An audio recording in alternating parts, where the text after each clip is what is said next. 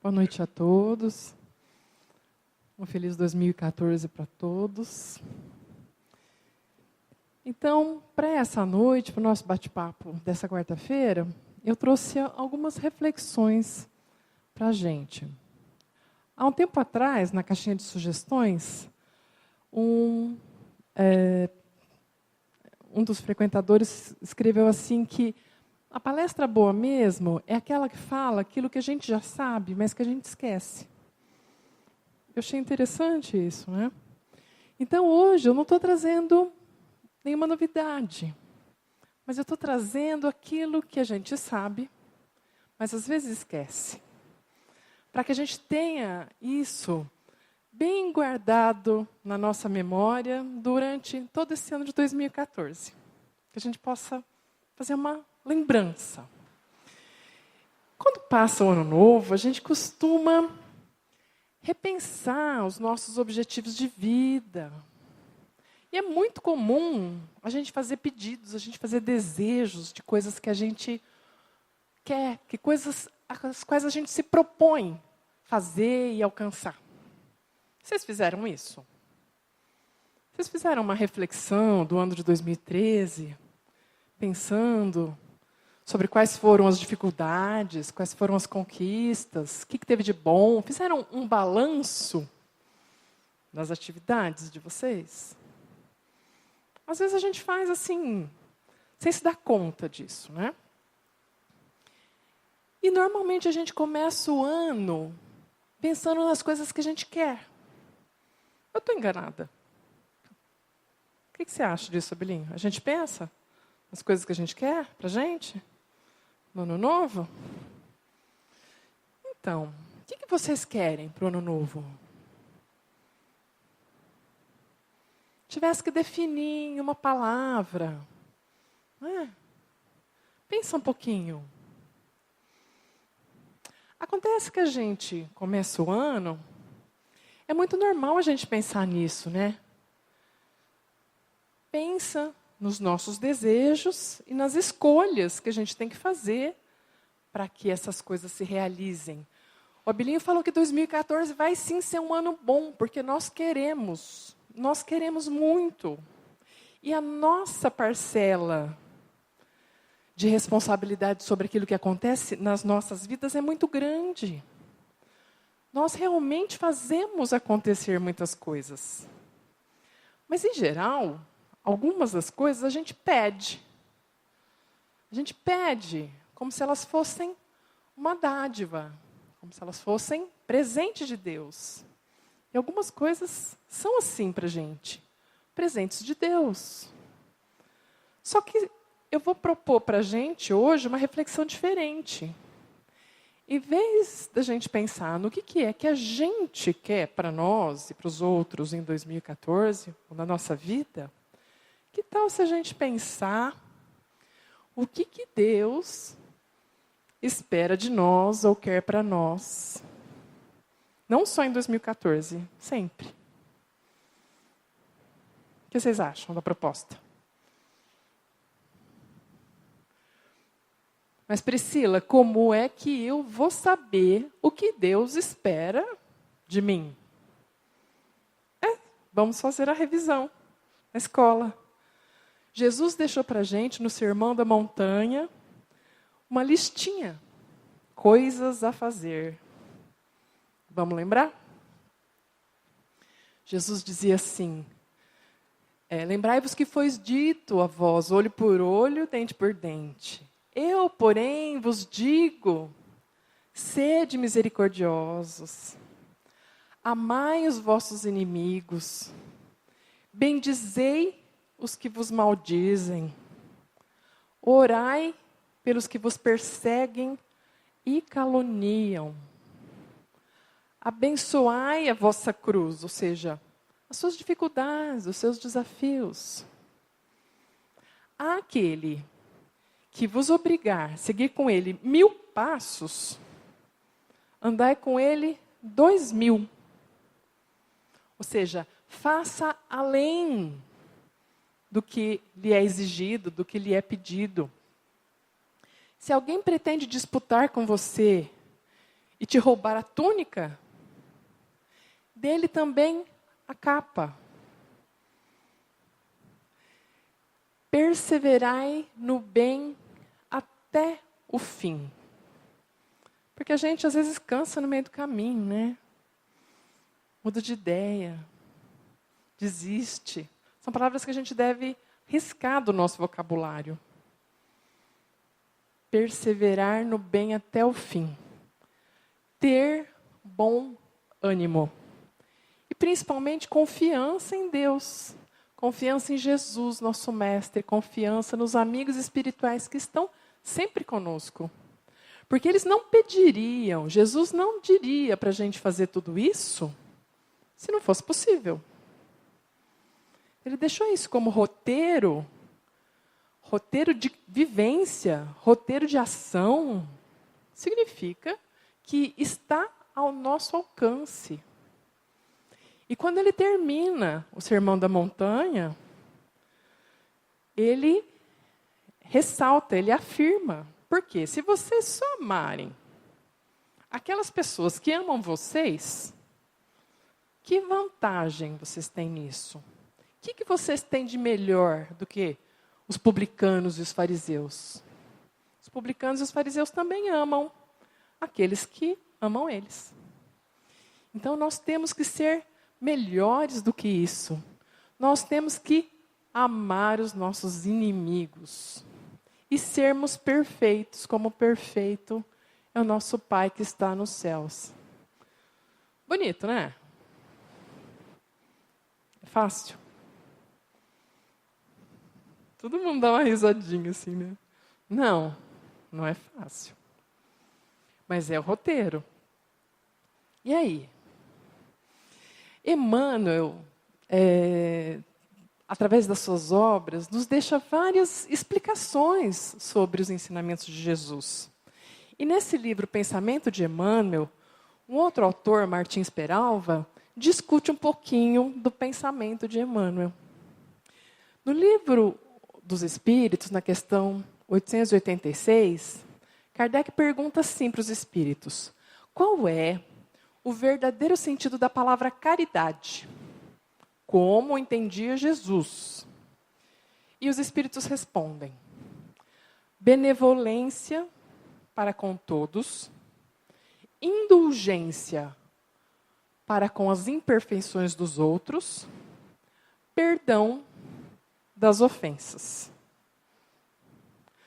E Emmanuel faz um comentário sobre essa questão. Ele fala assim: dá, porém, de ti mesmo aos semelhantes,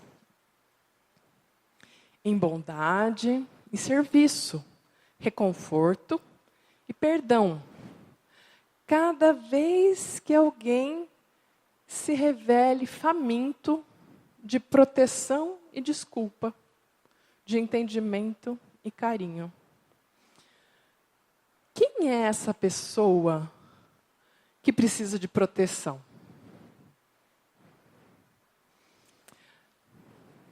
Quando a gente fala assim, né, Jesus falava assim: amai os vossos inimigos. A gente vai ver que esse entendimento não significa aquele inimigo distante, aquela pessoa que prejudica a gente de uma maneira violenta. A gente tem as nossas dificuldades, as pessoas que nos alfinetam, bem próximas da gente, não tem? Tem aquela pessoa que te cutuca, bem na sua ferida, lembrando você aquilo que você queria tanto esquecer? Que te lembra, por exemplo, que você tem uma maneira inadequada de fazer determinada coisa? Por exemplo, em casa, todo mundo grita, né? Filho de italiano, não sei o quê, mexe os braços, parece que está nadando. Eu tenho uma pessoa que ela sempre me cutuca. Ela fala que parece que a gente está brigando quando a gente está conversando. E aquilo que ela me fala me incomoda muito. Mas eu fico imaginando, ela deve estar me apontando uma coisa que eu faço que é muito esquisita, né?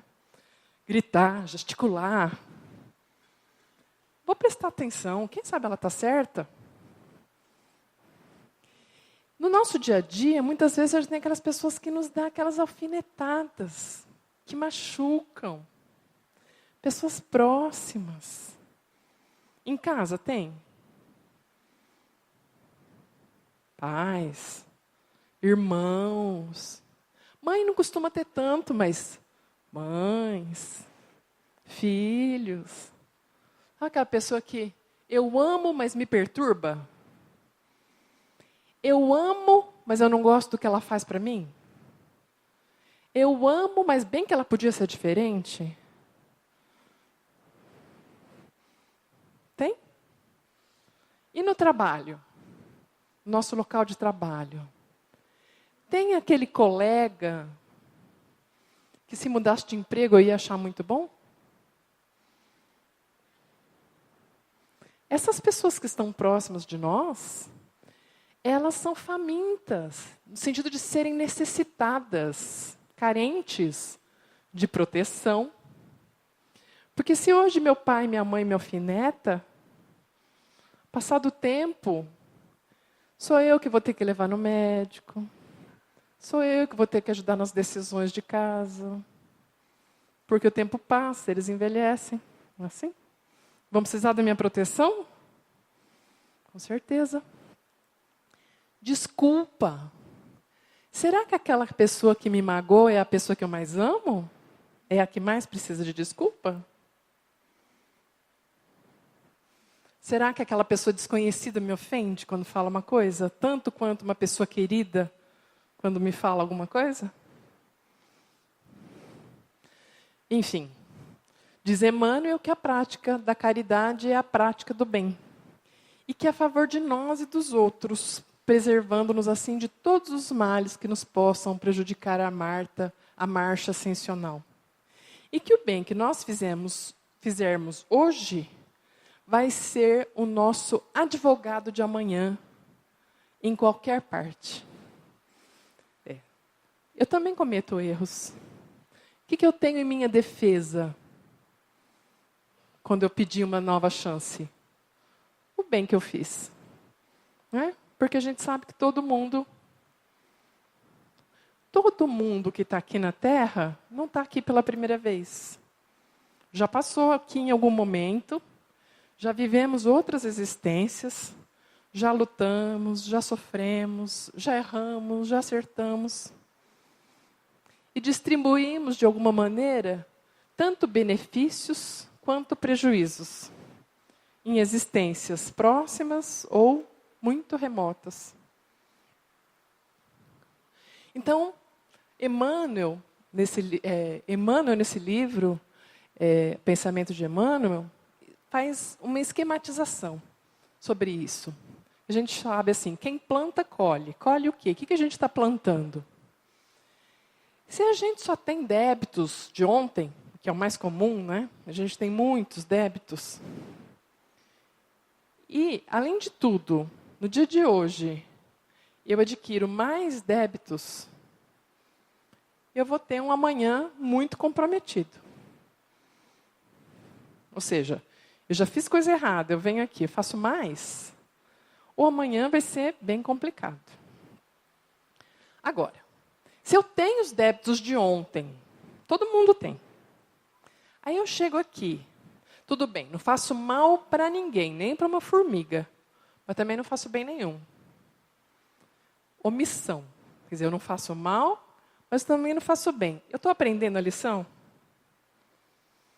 Não. Então, o que acontece é uma repetição da experiência. Sabe quando a gente está numa série da escola? Enquanto você não aprende a lição, você não passa de ano. Enquanto você não aprende a lição, a professora não passa para a lição seguinte. Significa que, se aquilo está acontecendo de novo e de novo na minha vida, significa que está faltando eu aprender. Eu preciso fazer alguma coisa nova, diferente do que eu já estava fazendo antes. Por quê? Senão, eu vou obter os mesmos resultados. Se eu continuo fazendo a mesma coisa, eu vou ter os mesmos resultados. Para eu conseguir um resultado novo, eu tenho que agir de maneira renovada. Porque senão é assim, ó. Bateu, levou. Muitas vezes a gente está fazendo isso, né? Eu estou simplesmente recebendo de volta aquilo que eu estou fazendo. Se eu estou agredindo, estou sendo agredido. Se eu estou maldizendo, eu não recebo nada de bom em troca. Por isso que, através da lição do Evangelho, a gente pode reformular o nosso pensamento. Então, vamos mudar as nossas atitudes. Vou começar a fazer alguma coisa boa. Então, os débitos de ontem, todos nós temos. O que eu posso fazer de diferente, então? Começar a prática do bem hoje. Hoje que eu digo é nessa atual encarnação, nas nossas oportunidades, né? Para quê? Para que eu possa ter uma vida mais equilibrada amanhã. Se eu tiver uma vida mais equilibrada e começar a fazer a prática do bem hoje, em breve eu vou ter os créditos dessa prática do bem. Não é quem planta colhe? Eu vou começar a ter os créditos dessa prática do bem. E se eu continuar praticando, exemplificando o amor, vivenciando o amor, eu vou ter então um amanhã realmente iluminado. Um futuro melhor, um futuro redimido. Então a gente deve começar o quanto antes, né? Agir de maneira amorosa, uma atitude respeitosa, com bom senso, usando essas mensagens do Evangelho. Então, nessa questão 886, Kardec comenta que o amor e a caridade são um complemento da lei de justiça. E que Jesus diz sobre o sentido dessas palavras: amai-vos uns aos outros como irmãos. E quando Jesus fala de amar os inimigos, ele não está falando que a gente vai ter o mesmo carinho, o mesmo afeto que a gente tem com um amigo, com um inimigo. Não é isso. Não é a ternura, não é o carinho.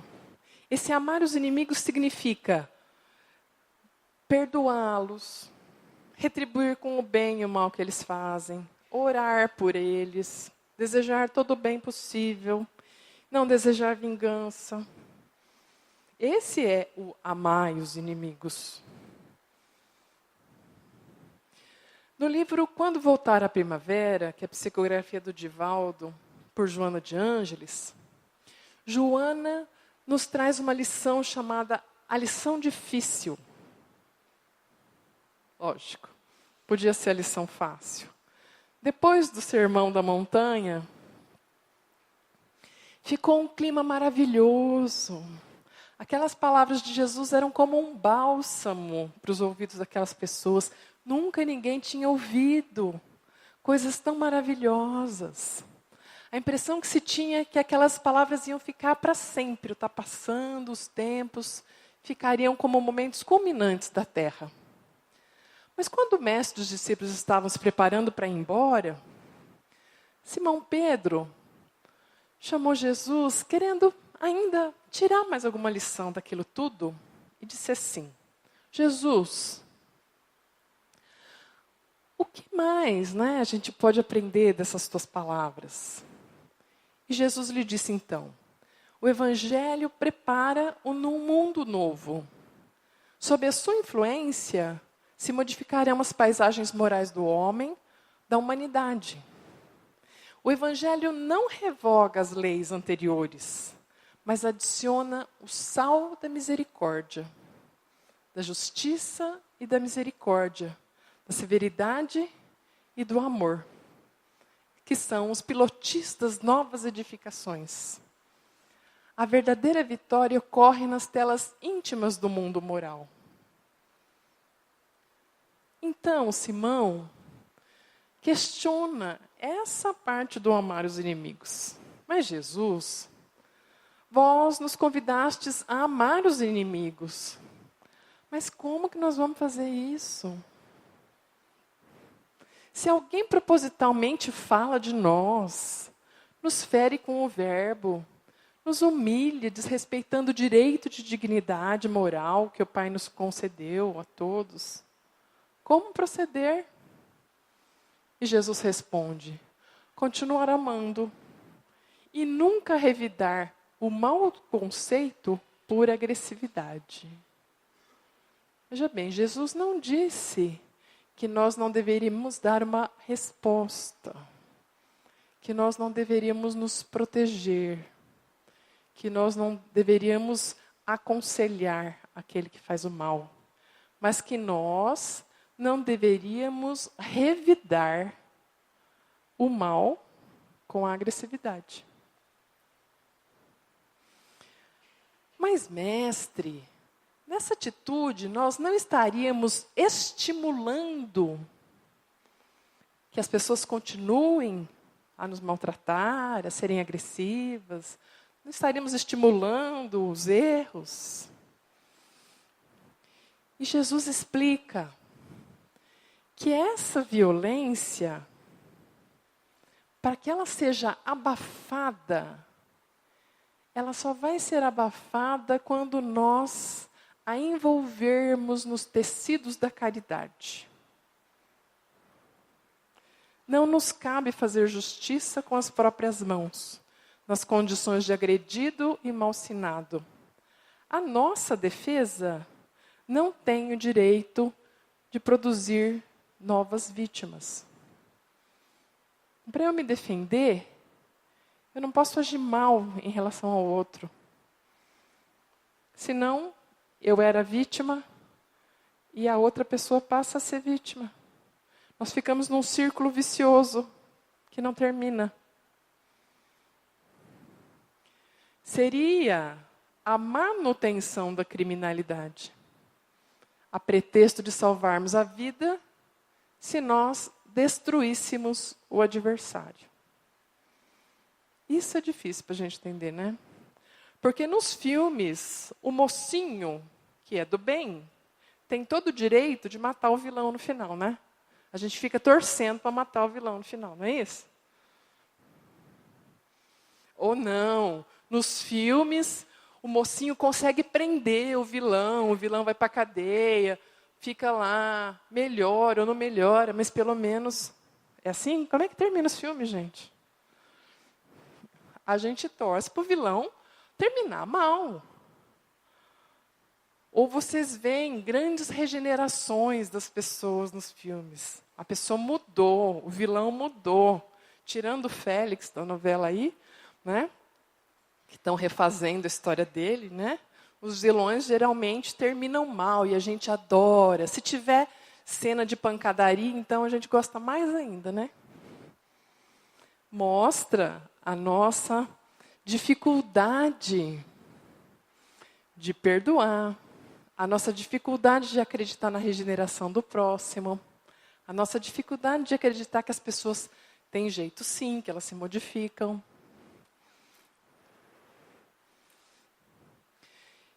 E é o que Jesus fala. Afinal, se a gente revidar com as mesmas armas, a gente não vai ser diferente dos outros. Se o outro me xinga, eu xingo de volta. Se o outro me ofende, eu ofendo de volta. Eu estou sendo diferente dos publicanos, dos fariseus? Eu estou sendo um espírita que já conhece um pouco os ensinamentos de Jesus e tenta aplicar a caridade com o próximo? Ou eu não levo desaforo para casa? Jesus fala que não é fácil, porque a gente tem vivido dessa maneira reativa, bateu, levou, há muito tempo.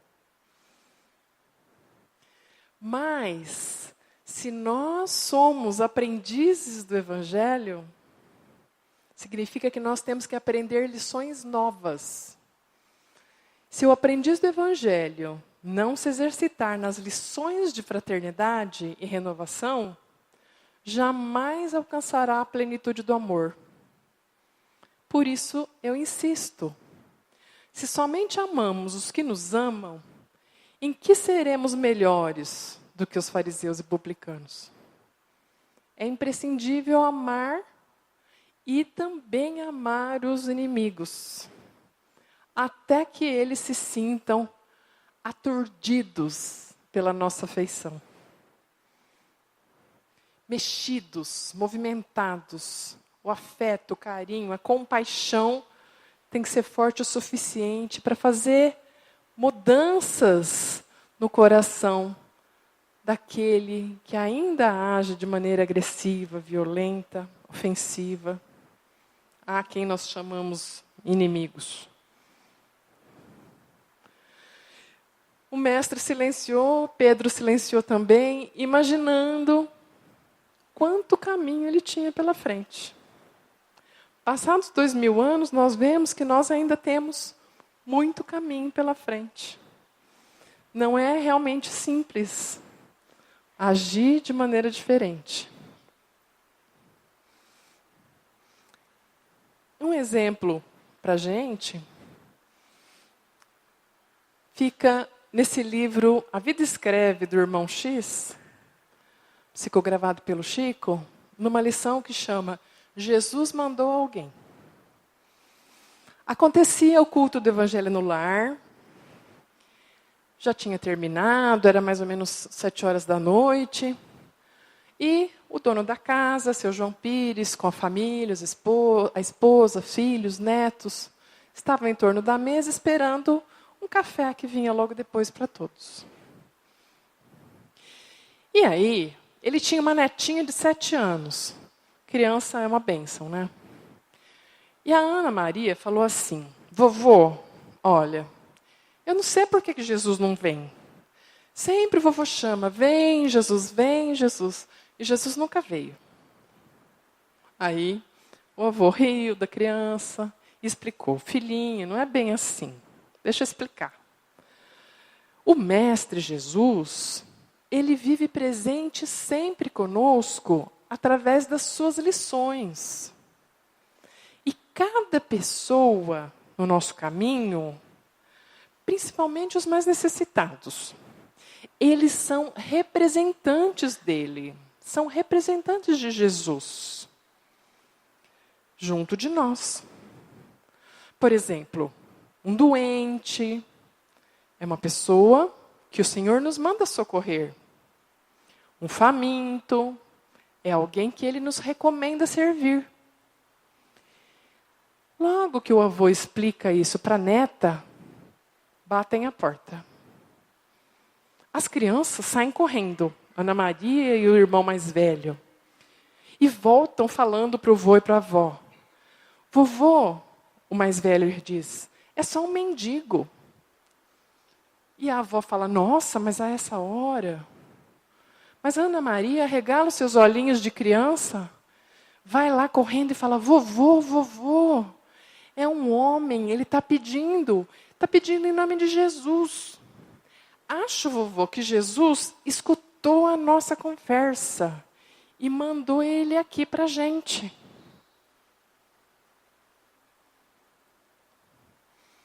O avô, então, vai até a porta, verifica tratar-se de um senhor idoso, de mais de 80 anos, conversa com ele, traz ele para dentro. Então a menina chega para o velhinho e pergunta assim, o senhor conhece Jesus? O idoso acanhado e trêmulo diz assim, como não, minha filha? Ele morreu na cruz por todos nós. Eu não falei, vovô, não falei para o senhor?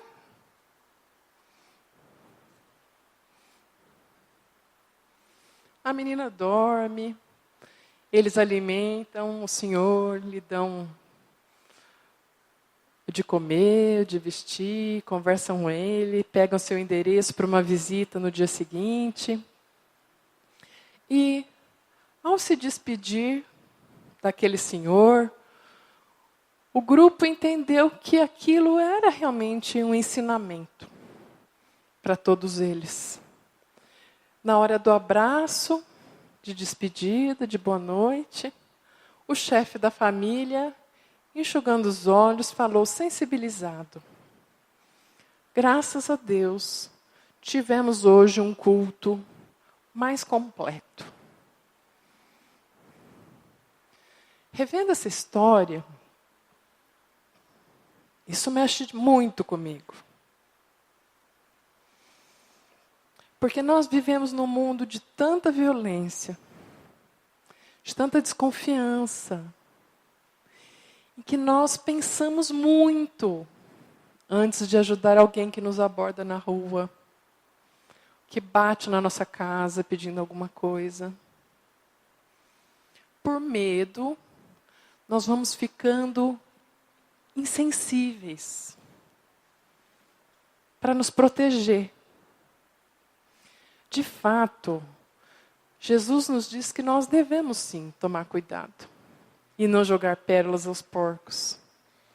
Mas é importante que a gente pense até quanto nós estamos nos protegendo, de fato, ou nós estamos simplesmente buscando a nossa conveniência.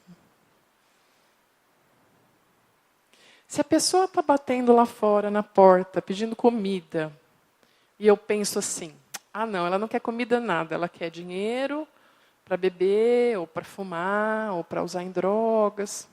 Eu penso assim às vezes? Vocês pensam assim às vezes? Eu penso. Se eu não quero dar dinheiro, será que eu posso sim procurar alguma coisa na minha geladeira? Gente, é muito difícil não ter uma laranja, uma maçã, 1 quilo de açúcar. Eu não quero dar dinheiro, eu não sei o que aquela pessoa vai fazer. Tem como eu dar um copo de leite? Um saquinho de leite?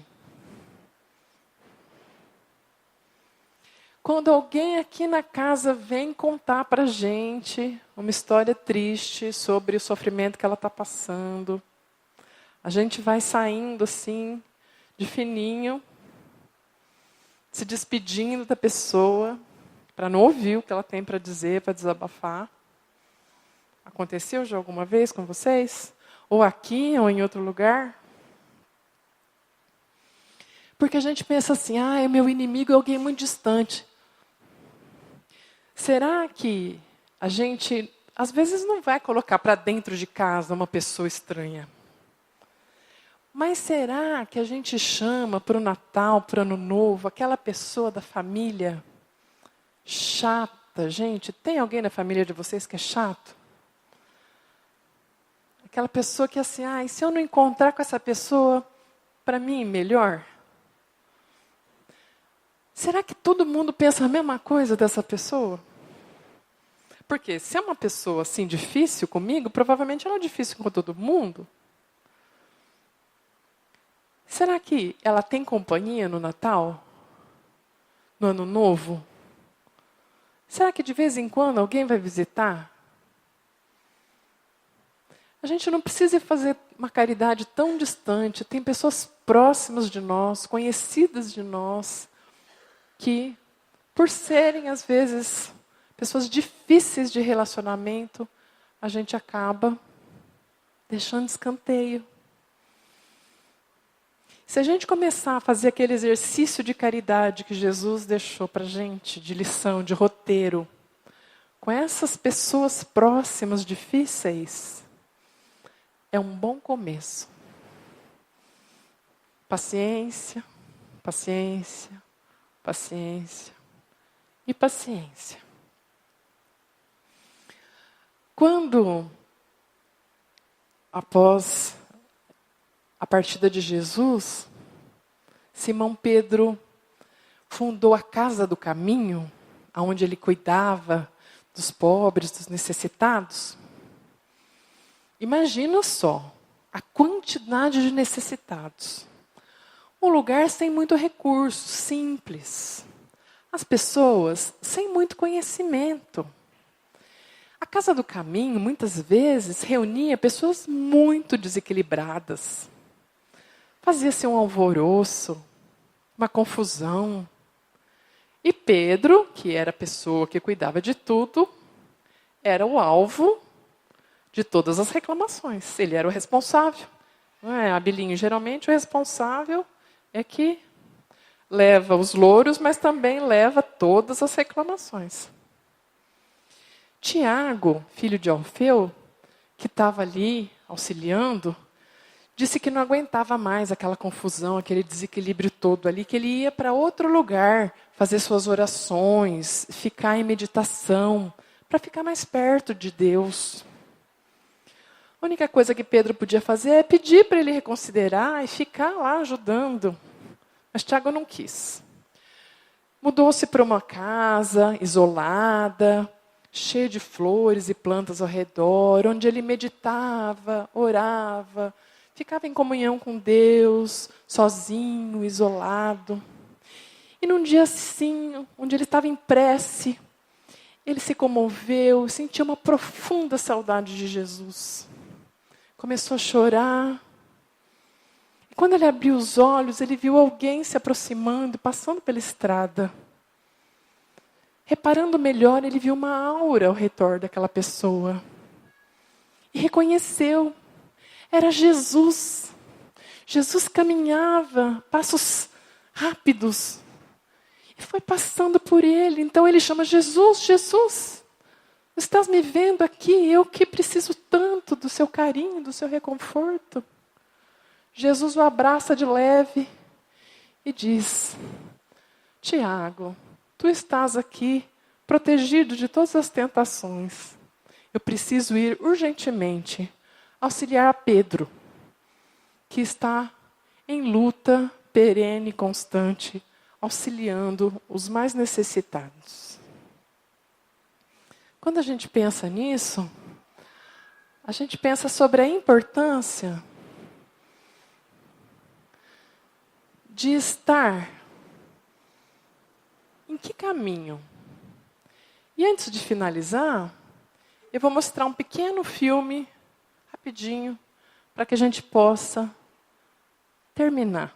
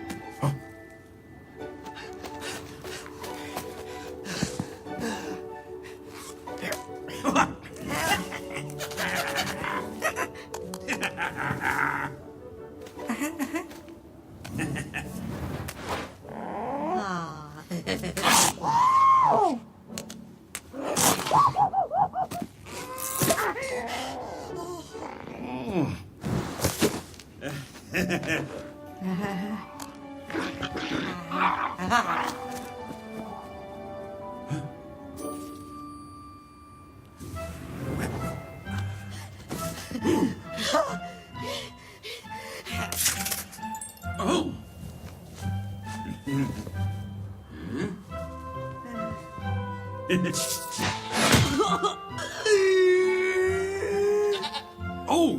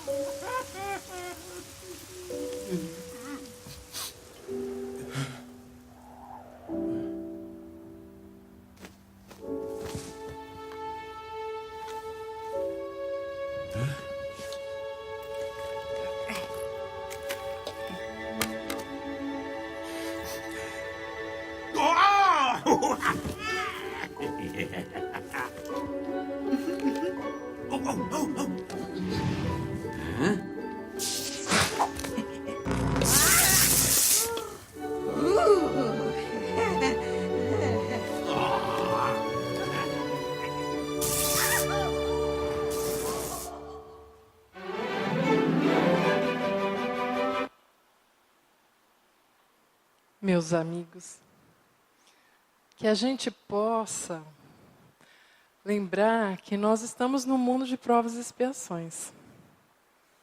As dificuldades são muitas no nosso planeta, realmente. Nós, espíritas, nos consideramos os trabalhadores da última hora. Deus conta conosco como co-criadores para um mundo melhor. O mundo melhor precisa que as pessoas ajam de maneira melhor. Que a nossa atitude seja para o bem, para a tolerância, para a compreensão, para o amor, para os semelhantes e para aqueles considerados diferentes. Aqueles que são os nossos desafios pessoais. Muitas vezes nós vamos precisar de capacete, colete, vamos nos proteger para que nós sejamos de fato soldados, trabalhadores de Deus, de Jesus, nessa seara de construção de um mundo melhor. Então que nós possamos sempre lembrar disso, não nos descuidarmos daquele roteiro que Jesus nos deixou no Sermão da Montanha, e que 2014 possa ser um ano de muita construção no bem para todos nós. Uma boa noite.